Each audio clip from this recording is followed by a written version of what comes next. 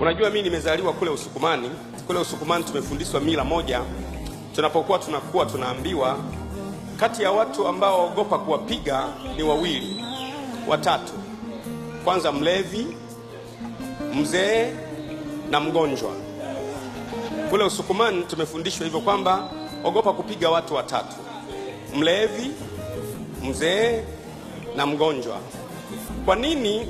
Kwa sababu wale ngumi moja tu anafariki, alafu unatoka na kesi. Sasa kule tumefundishwa kuogopa zaidi. Ukimwona ana vyote, ukiona sasa ni mzee na ni mlevi na ni mgonjwa, tumefundishwa ukimwona mkimbie mbali. Kwa hiyo na mimi nashika mila ya wazee wangu, sitaivuka leo kwa jina la Yesu. Na hilo ndio neno la Bwana. Wewe unanijua sasa hivi kwa miaka mingi, wengine miaka 20. Mimi nikisema kitu Mungu amesema. Na ndio maana hata wengine wanaweza wakasema ikatulia, wengine wakaongea ikatulia, ila mimi nikisema dunia inatikisika.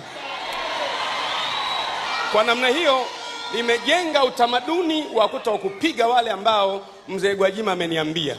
Usipige mlevi, usipige wazee, usipige mgonjwa. Sasa ukikuta mtu ana vyote, ndio wa kumwogopa karibu kabisa.